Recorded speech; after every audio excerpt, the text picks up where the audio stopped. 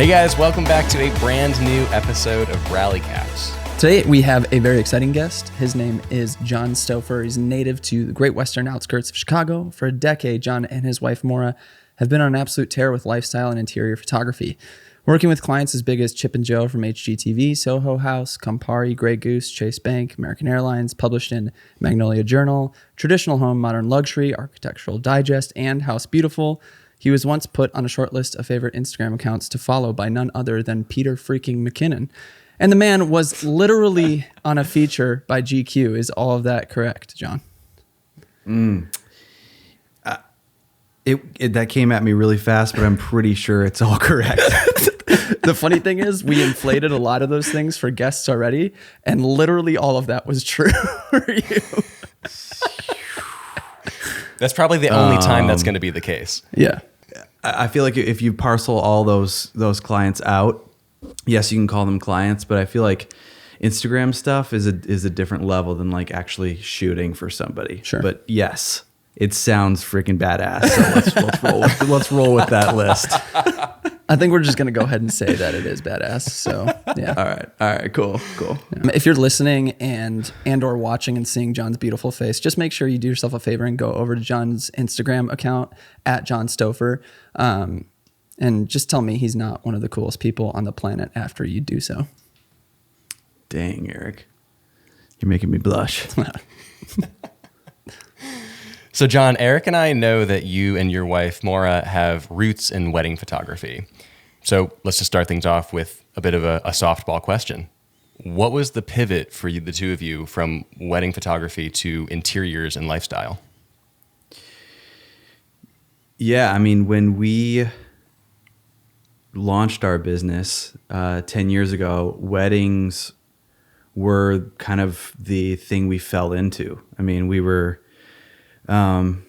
at the age where a lot of friends were getting married, a lot of friends of friends were getting married, and we realized quickly that not only did we like shooting weddings, but we were good at it, and we could make a good amount of money doing it compared to any other job that we could jump into right out of college. And so yeah, we really cut our teeth shooting.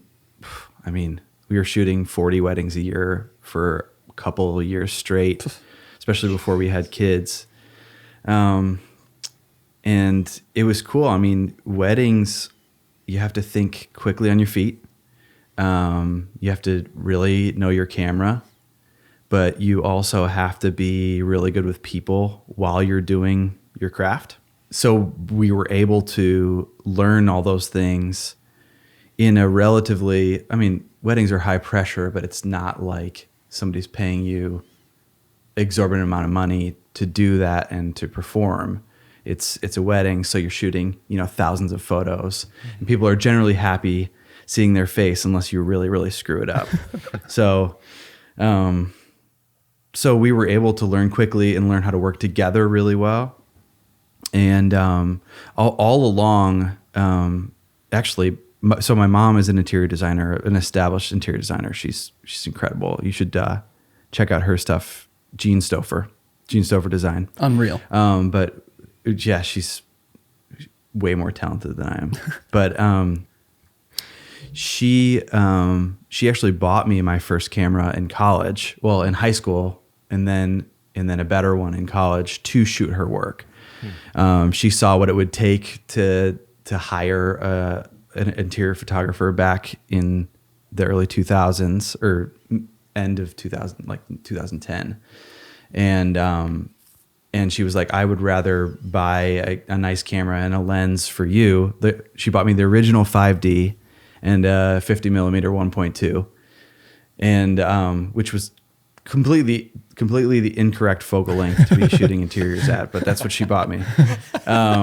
And so I actually took that camera that she bought me. I would shoot her stuff, and then I would take that and go shoot weddings with it. So I was always shooting interiors. Maura and I together were always shooting interiors for my mom, and then we were going and shooting weddings as our main business.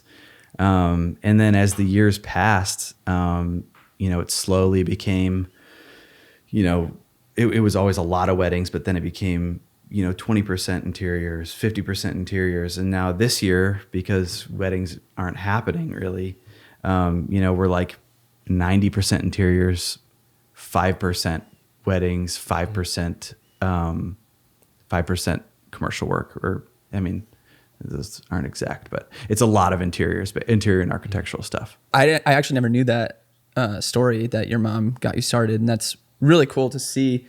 I know you just last week when we were hanging out, you said that your mom was like a world-class interior designer, and that's like so true from all the work that I see. And definitely, if you are listening, you do need to check out her Instagram and all the stuff that she does.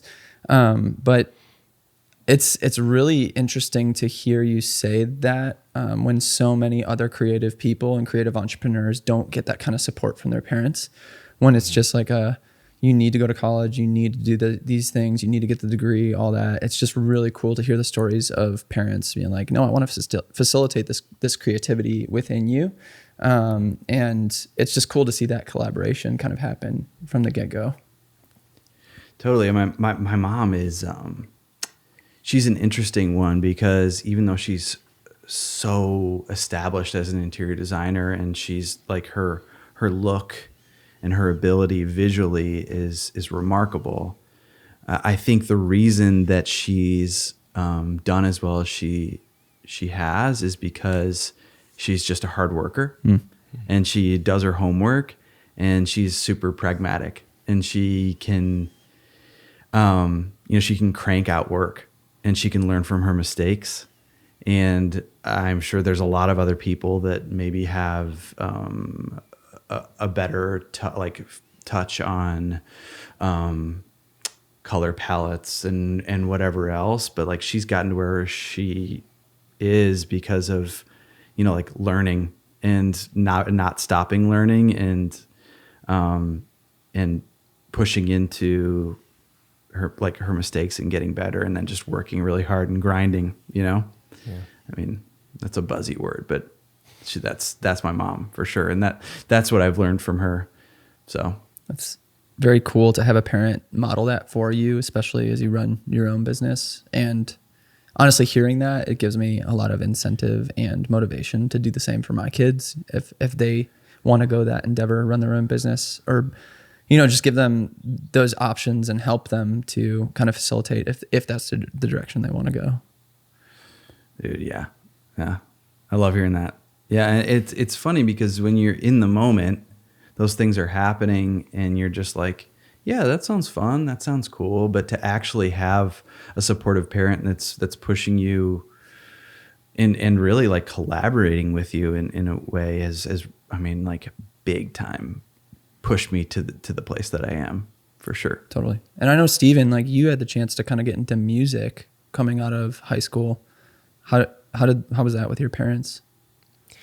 It was great. I feel like I had a very balanced reception from them because they were always encouraging me to do the artistic and creative things that I wanted to do, but they also wanted that stability of, hey, also have a formal education kind of thing. Like when push came to shove, junior year comes around and me and my 3 best friends all say, we're going to be rock stars. We're going to be in a band. Like, this is going to be great. They sat us down. They're like, hey, you can do that if you all go to the same school, but you're going to school. Like, that still has to be part of it. Yeah.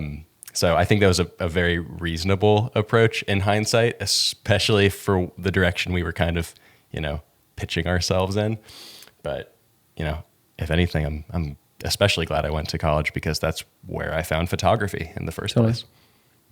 Dude, how long was your hair when you were in rock band? Because we were talking before this show and you were mentioning your flow right now, but I would hope that it was even longer when you were really rocking out. Oh, it was. I will maybe even throw some photos up if you're watching the YouTube edit of this, because there's definitely some blackmail on Facebook from about a decade ago. So. Heck yeah. So good. Dude, that's awesome. To bring it back to John, kind of pivoting back into the conversation of you getting your start, making the pivot into interiors. How did you handle kind of the change in business, especially last year in 2020? How did you handle going from one very specific genre with the majority of your money making in weddings, and then to more commercial and polished and high end. Like, first of all, I guess, what is kind of the difference of those two worlds? And then what was it kind of like shifting monetarily? How did you feel in that process? Yeah.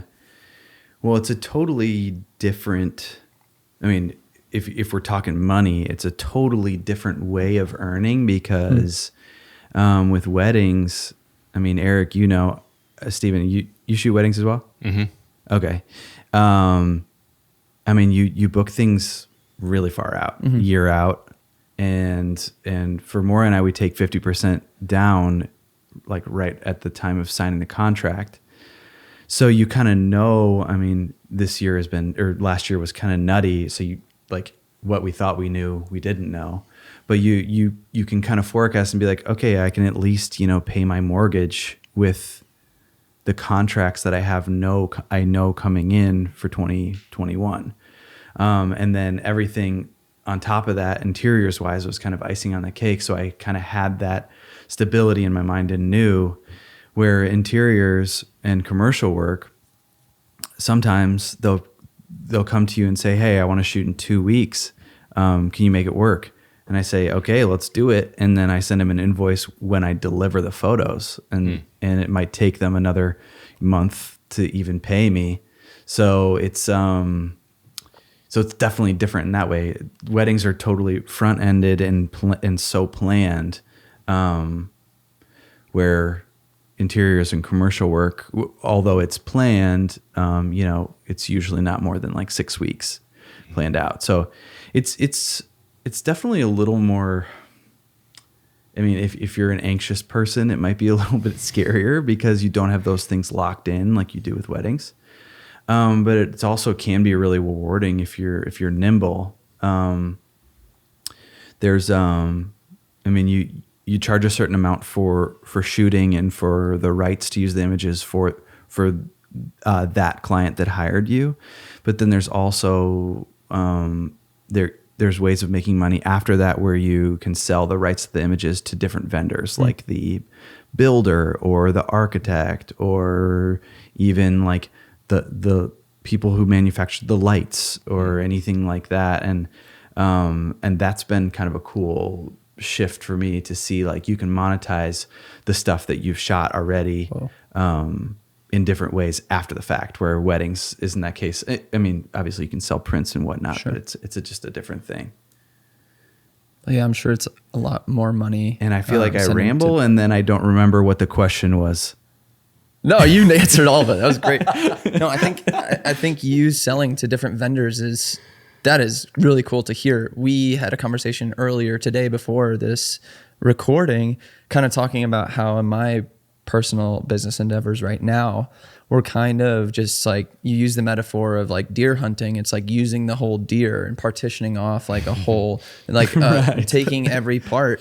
And I feel very similarly with, going after YouTube and just then kind of siphoning off into different things, whether it be Patreon or Rally Caps or the new finance channel, and these different ways to monetize off of like a core idea. And I see a lot of similarities in that. I didn't even know that you did that you licensed to the other designers and companies. That's epic. Yeah. I mean, it's been cool. I mean, it's been something that I never planned on it being such a huge revenue source. But in reality, like, if other people want to use your images or your video to advertise for themselves, I mean, they should be paying you to use those. Mm-hmm. And I mean, it's like, that's just the way it's always been. And when you really think about it, you're like, oh yeah, of course that makes sense. Mm-hmm. But when you're just starting out in a field, you're like, gosh, are they really going to pay me, that much just to use photos I've already done? Yeah. Mm. I mean, I already did the hard work. Right. I'll have to send you as an invoice, and a download link. Yeah. I mean, it's amazing. Yeah. But in reality, you did the hard work, and if they want to use it for themselves, that makes sense. Well, after that pivot and with everything that you've been doing in the commercial and interior space, what was the first quote unquote big brand that reached out to you or that you contacted, and what was that like? Like, booking that and shooting something of that scale? Well, I would answer that with two parts, I guess. The first major brand that I worked for was probably Soho House. But I was shooting the local house here in Chicago after it opened, and I was shooting all of their social media content with a friend of mine, and I learned a ton, and I gained a ton of experience, and I was able to build my personal brand up big time because of that. But what was crazy is I was shooting it all on my phone at the time. No way. Because when Instagram started, or I guess not just when it started, but like, back 4 or 5 years ago, they used to not even let you upload photos into the app. You had to take them into the app. They're in the app, and then you were able to bring photos into the app, and then they allowed you to go beyond the square and do a 4x5 or a different crop. But it's always changed. But people, the way I read it, but people back in the day, users back in the day, that if you uploaded a super crisp DSLR photo, they were like, their BS meter like started ringing, and they were like, hey, this isn't the content that I came here for. I came here for Instagram photos, like phone photos. And so we were basically taking super crisp, cool, well-composed photos that I even edited sometimes in Photoshop, but I took them on my phone, so they didn't feel like a massive jump from the medium itself. I think things have changed a lot since then, but I still think that the medium of Instagram has changed the way people think certain photos are beautiful. And they've changed the style that people like to see. Obviously there's tons of styles and a wide variety of different genres on Instagram, but I mean, my style changed a ton because there was no portrait mode on the iPhone 5, and I was shooting everything, and everything was in focus. And so you had to get really creative about shooting a photo where you couldn't just blow out the background and make it feel airy and ethereal and interesting that way. You had to get creative about the way you put things together. So I learned a ton, even just shooting, like hunched over, like standing on top of a chair, shooting a table setting, shifting macaroni and cheese around to make it look interesting. So, I mean, yeah. But to fully answer your question, I feel like the first time that I really had, or Maura and I together really had a big time commercial client was when we were shooting for Magnolia Journal. Okay. We got a call from a guy who actually followed me on Instagram, and he said, hey, do you shoot any editorial commercial stuff? And I was like, I'm gonna be honest with you, no, man. And he was like, all right, well, when you talk to Meredith Publishing, you're gonna tell them you do. And you're gonna come down to Waco and you're gonna shoot this for me, and you're gonna crush it. And so we flew down to Waco, and we literally were like pushed into a full-on shoot with Chip and Joanna Gaines, like doing pottery together. And I was like, I was freaking out, man. But it's because I was totally out of my league. But we made it happen. And actually, one of the first shots we took was the cover of the journal that fall. Insane. And we were super proud of what we were able to do with them. And we ended up going back and shooting 3 or 4 times. But it really is like, it really goes back to that like shooting weddings. We were put in high pressure situations when we were like, 18 years old, and we were like, how old were we? We were probably like 20, 21 years old, not even out of college. And we were like there in this dark church, and their first kiss was about to happen, and I literally had a 5D Mark I that went up to 1600 ISO, which literally is like nothing. I literally couldn't see anything, and I'm having to make a first kiss picture look good, and like the pressure is on, and you really have to be able to interface with client and execute and make an interesting image while those things are happening. And there's really no other like part of photography that like you learn by fire like that. Sure. Yeah. So. I mean, knowing you personally, this is similar to what we talked about with Jack in a previous episode. You just exude this like aura of confidence. Could you speak to that? Just what is that role? Do you feel like you kind of turn that on? Do you feel naturally confident? Like what is kind of your brain saying in those moments? Dude, I think it's total naivety, honestly. I don't realize I am in over my head until I'm in over my head. Like I don't waste time worrying about what is potentially going to go wrong. And I do my best to mitigate those things potentially happening. But I feel like, I don't know if you guys ever studied the Enneagram or anything like that. But I'm an Enneagram 7, and the bottom line about Enneagram 7s is they're so excited about the thing that they're doing that confidence probably pours over just because they're excited about it. Or maybe it's like a misplaced confidence. But I don't go in being like, man, I'm gonna knock this out of the park. It's more just like I'm excited to be there and doing that thing. But it's funny, I mistyped myself for a long time on the Enneagram. We don't have to go too far in this. But Maura is an Enneagram 3 which is a performer. She studies, she takes things across the finish line. She makes sure things are done and done well, and she loves a job well done. And I love all those things too, but I'm more like, I love the thrill of the hunt, drumming up business, doing new things, signing on new clients, like new things, exciting things, the new crazy microphone that I spent too much money on that I'm hopefully going to use. Eric told me was cool. Sorry about it. And it sounds cool. I'm excited about the gear and the next cool project and whatever else. But I mistyped myself for so long as an Enneagram 3 and an achiever because Maura was the one who was helping me take everything across the finish line and do things well, not just start things and not end them. So I feel like we make a really good team in that way. And I'm so thankful for her. And so maybe to go back to, I think a lot of my confidence comes from also being on a team with her. It's really, that's big time. Totally, man.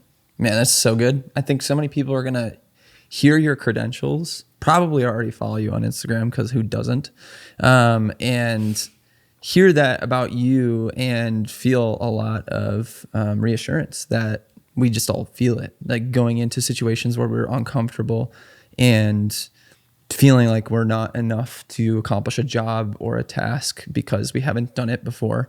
But some of that trial by fire is the best way to grow as an entrepreneur, as a creative, as an artist, whatever, and whoever is listening, whatever perspective you have.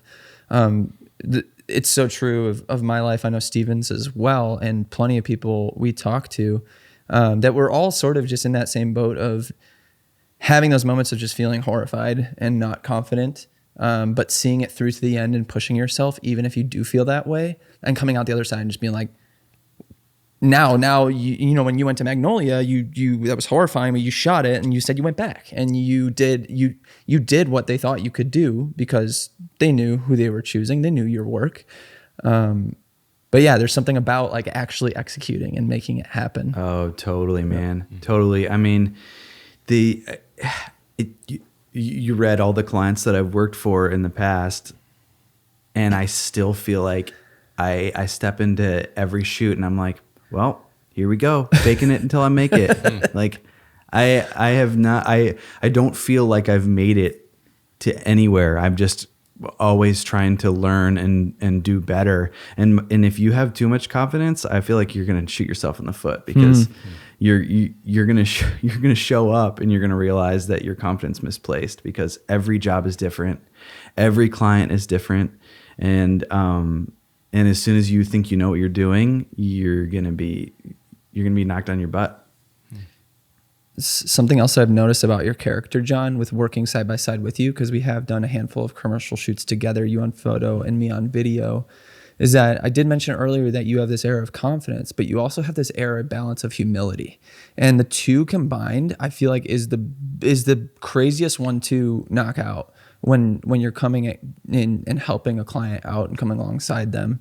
Because I've learned so much from you being on set, because the way you talk to client is very humble, and hearing them out and hearing what they want and their desires, but also having this confidence of saying, this is what I think would be best, and actually pivoting them towards what is actually better based on whatever it is on set. And I've learned so much from that in the client relationship as well. And it's just so impressive to see that, because they just, is that the timer? Yeah. Man, what a time to... We got to restart our record. Dude, you were just saying the most I was beautiful, right in it. eloquent. I kept looking at my camera. I'm like, land the plane. No, land the no. plane. We're so close. Can you get back to that place? Shoot. No, I'll be able to jump back in. It has been really cool, and really helpful for me to see you interact with the client, because I've only dabbled in commercial work and kind of, making myself uncomfortable in that space the past few years. And I'm always looking for ways to relate to client, because I feel like I always struggle with having some sense of authority on set and saying, no, I am the professional here. I do have some insight to tell you, and not just always succumb to whatever they want, but having a collaborative effort that is respectful and humble. Yeah, man. I mean, it's a crazy dance, because it depends on the client. Some clients really want to hear everything you're saying, and sometimes you need to be like, hey, let's actually make sure we're getting everything that you need and want here, because like, if it were me, I would just make something as beautiful as possible, but we need to make sure that it's satisfying your brand and your uses. But yeah, on other shoots, you can get totally steamrolled by the client, and they can be telling you exactly what they want, but in reality, they're not a photographer. They're not a videographer. And so what they think they want isn't going to work for them. So yeah, so you have to push back and be like, is this the best use of our time right now? Or let's really push into, X, Y, and Z. I hear you on this, but let's really be pushing forward. It's like an encouragement and an understanding at the same time. Mm-hmm. But yeah, that's definitely a learned thing too, because when I was young and I would get into these shoots and I'd be like, I'm going to make your brand look so freaking cool. I don't know what your brand is. I don't even know where you're going to use these images, but they're going to be cool, man. And you really have to play towards where these pieces of content, these videos, these photos are going to land. And if they don't fit, or if they don't fit where they're supposed to go, then you failed, even if they're beautiful. Mm-hmm. So that's a difference. That's a totally different thing than weddings. I mean, with weddings, you just make things as beautiful as possible, and you tell the story, and you take a decent family portrait, and you're good to go. But for some of these clients, like, I need to make sure I'm shooting a landscape that fits in a certain aspect ratio that's going to go on their website in an email banner. And if I crop it too tight and it doesn't fit, then it just doesn't work. And the money they've paid me, it doesn't matter if it's a beautiful image, it just doesn't work. So I love the idea of selflessness in that, is that you come with the approach of not your own ego and saying, this is what I'm going to make for you, but come alongside them and say, what skills can I have and bring to the table to help us achieve the goal of what you need. And that's always a winning thing in business, to me. Like I think a lot of people always assume that the best people at the top of any industry are always these people that have so much confidence, and they walk into a room and everyone's just like, okay, whatever you want, we'll do whatever you want. And while that might be true in some circumstances, I think it's so much more valuable to collaborate with a client or with a customer and just have a mutual transaction that's beneficial for both parties. Totally. And I mean, if you have ego involved, I mean, maybe as a fine artist, or if you're selling pieces of art or whatever else, then like maybe a big ego and your gumption is what sells and makes interesting art. But if you're stepping in and you have a client and your ego is bigger than your client's being happy, then you're not going to be in business for very long. I mean, Snap. that's the quickest way to alienate people.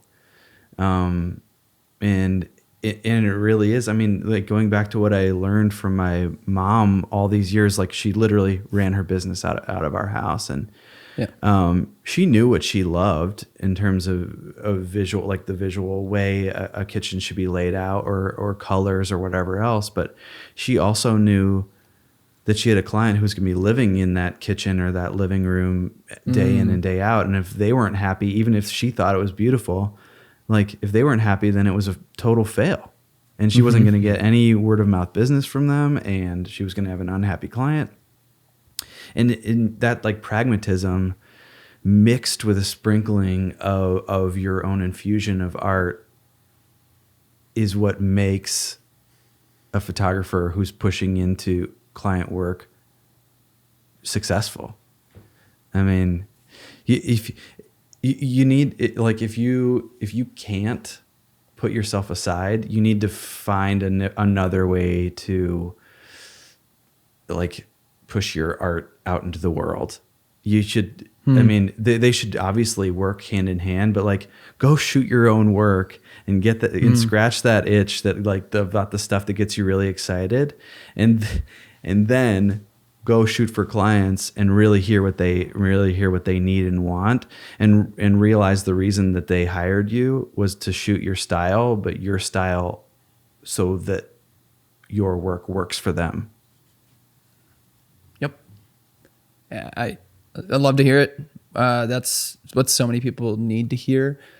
I feel like so many young artists and entrepreneurs want to kind of step into the role of their new business or their new endeavor with the feeling of overcompensating and saying, I am the professional here, and I need to take charge, and don't change my work. This is who I am. This is my voice. But it's like, that is so good to hear from you. And I think so many people will appreciate hearing that perspective, because every time I talk to a successful entrepreneur, it's that piece of empathy and connecting with clients or customers so that they're happy. And in the meantime, like, you can still express your art or whatever you're doing in the process, but it's like that shouldn't be the first thing you think about. That should Absolutely. be secondary to their success and their fulfillment in what you're providing for them. Absolutely. Yep. I totally agree. I was going to kind of pivot into talking. I touched on this a little bit, but recently I've been leveraging existing things to market my own business. So for example, YouTube talking heads in my kitchen. My wife designed the whole kitchen, and it's become like a reoccurring beautiful set on my YouTube channel or photos or whatever.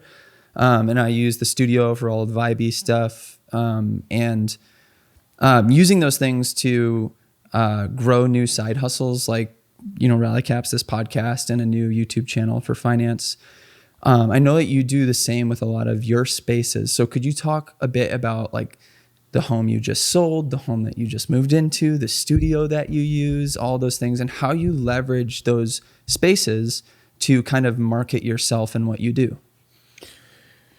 Yeah, I mean, the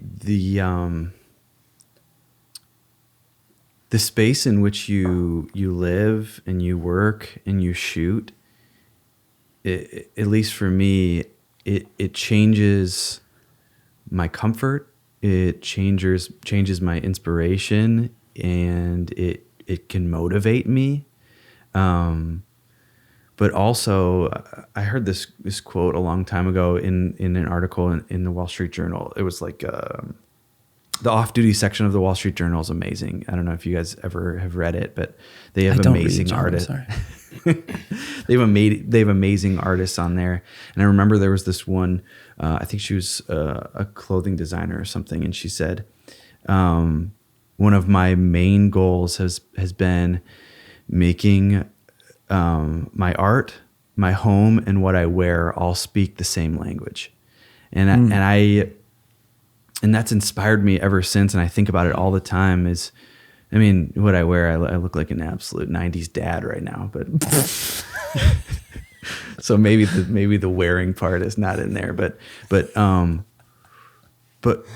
my art or my photography and what I put out into the world for clients and for myself and my home, I do want those things to speak the same language and both be beautiful and inspiring. And I mean, when I wake up in the morning and the light is streaming into my house and all of the furniture that we've painstakingly picked and labored over is sitting in the places that we've chosen, I'm proud of it. I'm so proud of it. We've painstakingly got there. And I feel like that all kind of flows into a success story that has to do with our business as well.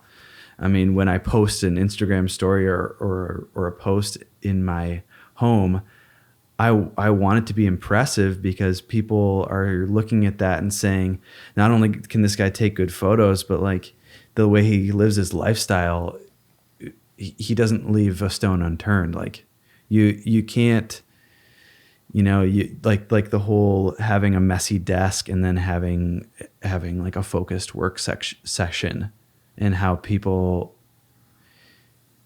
like you can't get over the hump of doing good work because it's so funny that I showed you guys right before we started this that I was moving a nursery things out of the frame, but dad life. But I feel like people, especially people who are shooting interiors and architectural work, like if my house was lame, why would people trust me shooting theirs?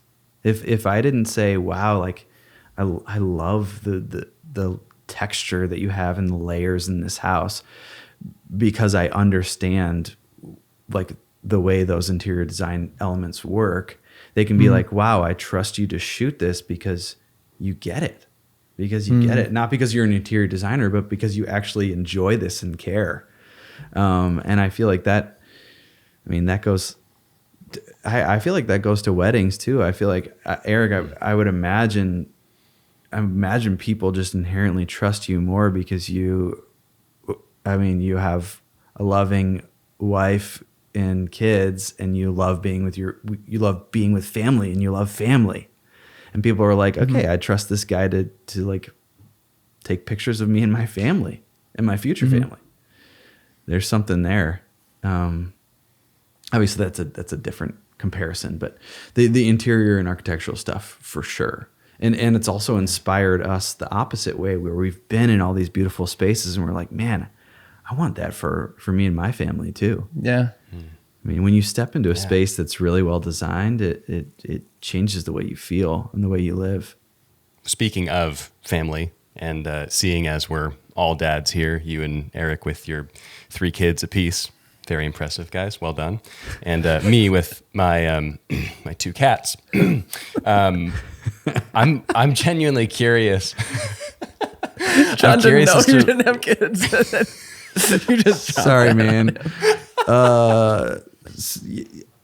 You should still hire Steven for your wedding.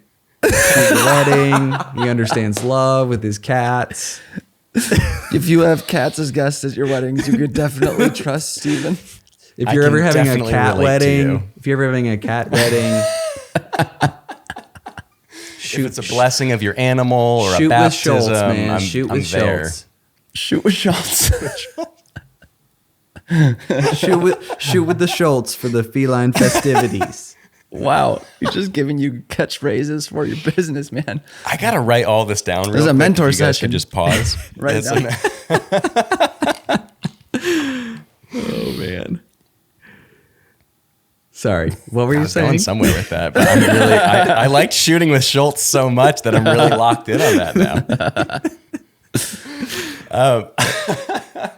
So coming back to the family component of it, as your family has grown over the years, and as you and Maura have had a family business together and worked on your own, creative ventures and businesses together, how have things changed over the years as far as your work? I hate the term like work-life balance, but like, has that progressed as your family has gotten bigger, and have any of your priorities changed over the years? Absolutely. I would say though that currently there is no balance. We actually set out this year to find a balance, because the reality is that we're with our kids all day, taking turns or together, and then nighttime rolls around, and that's when we sit on the couch side by side and work and edit. And it can be exhausting. And neither of us feel like we're like, when you're trying to do both things, when you're trying to parent and run a business, you don't do either of them well.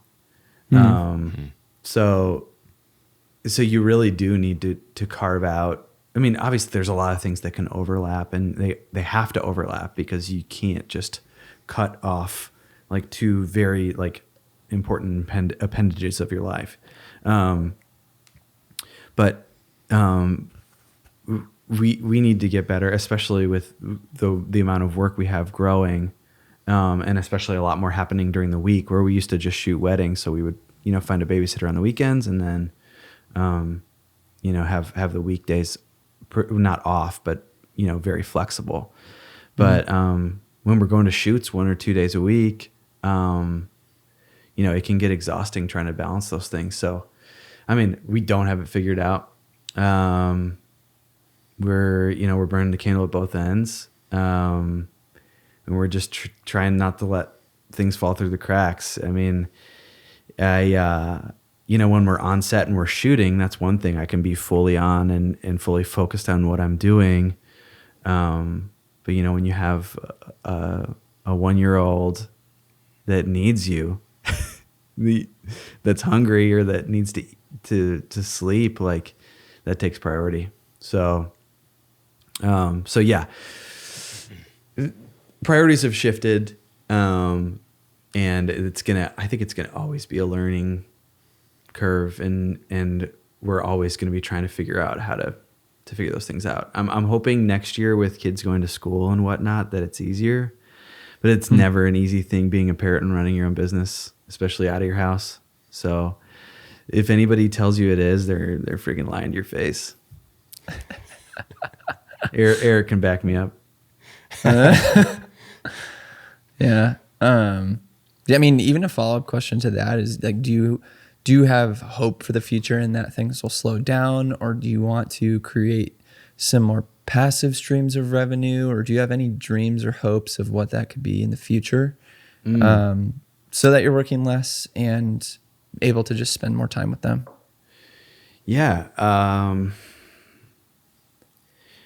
mean, I've been very interested lately in some of these commercial jobs, trying to create a retainer model, because we have clients that are coming back to us, 7, 8, 9, 10 times a year. Yeah. And instead of just, whenever they need work, saying, hey, when are you free? Having those things locked in and be like, hey, let's create a schedule. Let's create a retainer model where you're paying a certain amount and you get that work guaranteed. And then going back to like the way weddings were, like, I knew that I had a certain amount of money coming in for the next year, or even the next 6 months. So like getting back to that kind of model is very intriguing to me, but also a big barrier, because it's hard to find clients that are willing to do that. Also, I got this fancy microphone because Eric convinced me to join Patreon, which I haven't done yet, but I am going to. And I'm going to start putting up videos about how I shoot interiors, how I composite images and still make them look natural. I was thinking about giving out my preset if you join. You think it's a good idea, Eric? I don't know. It's a great idea. Eric. Sign me up. I'm ready. You got your first 2 patrons right here. There we go. Yeah, because I mean, really though, like I've been doing this for a long time, and so a lot of it comes naturally to me. But when I start thinking about it, I'm like, man, there's so many things that I could teach people. That like, say, if you shoot weddings and you have all the gear, like you can be doing this level of work. You can be doing this high quality work. With, you know, all you have to do is buy a good tripod and you're off to the races. So I was already thinking other things for your Patreon today, as we were kind of discussing it more. Should I get a pen and paper? Let's write it down, baby. I don't want you to ever sell yourself short in a scenario like that, because your scope of people that would be willing to pay monthly for what you have to teach is far more than just creative people and photographers. Like you could have designers in there, you could have planners in there, you could have all sorts of people who just want to take good interior photos for their social media. And people would be willing to pay $5-10 a month to have access to that stuff. Even your lifestyle stuff, how we styled our living room, and my outfits and Maura's outfits. And you don't think it has to be more pointed than that? No, I mean, like, I think so many people are willing to have, like, of course it could be off the backbone of, like, that's maybe how you start it and you pitch it, that it's interior photography and editing and shooting and all that stuff. But as you get that core group of people, you can start expanding more, because there's gonna be a lot of intersection in those people who are very interested in those other topics as well. And because you've proven a point that you're worth watching and learning from, they're going to stay, because what you teach on the other topics are going to be just as valuable and maybe even more valuable to them. And then you can expand the crowd as well. That's interesting. Man, Eric, I mean, I feel like I always feel bad because I just call you up. I'm like, tell me how to do it, man. No. Tell me about Patreon. What was that microphone you told me to get? And you're always so generous with your knowledge. I mean, the stuff that you've really painstakingly learned yourself, and you're just so generous about it. And I hope I can repay the amount of stuff that you've just the knowledge nuggets you've given me over the years freely. So thank you. It goes both ways, man. It goes both ways. And I appreciate you saying that, but it's also true that so many people did that for me as well. Whether it's Mike in the studio, or Steven with audio, or, you know, anybody in the wedding industry, or Daniel and Rachel at Mango Street for YouTube, Benj for wedding photography. Like, there's all sorts of people that have done the same exact thing for me, whether it's a text or phone call or FaceTime or whatever. Dude, so I thought you invented YouTube. Yeah, right. Sure. He's just the dad of YouTube. That's all. And you own Shure microphones. Yeah, no. Yeah. I wish. Speaking of, this episode is sponsored by Shure. Sure isn't. Sure. Oh, whoa. Can't drop dad bombs on us like that. Shoot, man. Shoot. Okay. Well, I'm just going to start a Patreon all about the way I dress. So that's what's going to happen. There we go. Cool. In my beard trimming routine. Dude, that stash. Or lack thereof. You guys need to be watching on YouTube. thereof. If you are listening to audio, you got to go check out this YouTube just to see the stash that this man has on his face. Beautiful. That is a gorgeous thing. It's I feel like you should put a warning label on that video. Watch out. It's just going to be the thumbnil. We're just going to zoom right in under your nose. It's just starting to crawl over the lip and lip. into the mouth, like you drink a cappuccino, and it's just nice, like a nice rim of foam right there. You've unlocked the soup strainer. That's very good. It's a filter. It's a filter. Yes, of course. Okay, I do have one really fun question before we close out. About 2 years ago, you woke up with about 15,000 new followers on Instagram because someone gave you a shout out on a YouTube video. So do you mind just kind of explaining what happened? Dude, it was like every time I refreshed my Instagram, I had 500 more followers for days. For days. And I got flooded with DMs, and it was everybody like, Peter McKinnon sent me here, and I'm like, who's Peter McKinnon? And so I did a Peter McKinnon deep dive. I'm like, oh my gosh, this dude is amazing. And his following is the most loyal following I've ever seen in my entire life. That they would go, because Peter McKinnon said he followed me on Instagram, this many thousands of people would actually transfer to a different platform and go and follow me. And I was just like, it's just amazing. That dude is electric. I mean, he's like so magnetic in the way he speaks, and I mean, now I get it, and I feel like you telling me more about YouTube and how powerful YouTube can be, kind of made me realize that more. But I'm like, man, this is what a wild ride. It's cool. And I remember that morning we watched the video at the studio. And I think Gene in the studio was just like, did you hear Peter shouted out John? And I was like, what? And I watched the video and I was like, holy crap. The video was titled like my 5 favorite Instagram accounts to follow. And you were one of them. I'm like, I know him.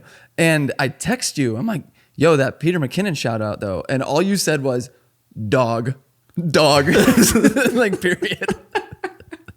Dude, I was like, that's gotta be nuts. What's crazy is literally everything I post on Instagram, I've shot on my phone.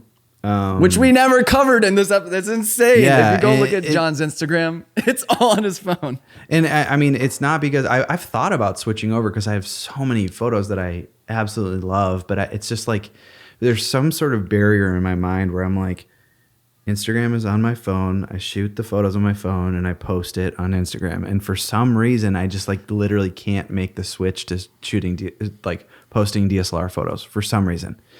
But here's this dude like ripping on a 1DX with every single like gadget imaginable. And he says he likes following me on Instagram, and I shot it on like an iPhone 3S or whatever. I'm like, all right, man. I mean, gear doesn't matter.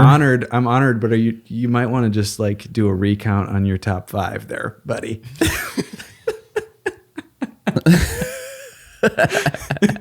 but thank you. I would love to meet the dude. I'm sure he's fun to hang with for sure. Peter, if you're hearing this, let's make it happen. Yeah, man. Come on now. I'll go to Canada. Come on. Let's go. Get some maple syrup, eh?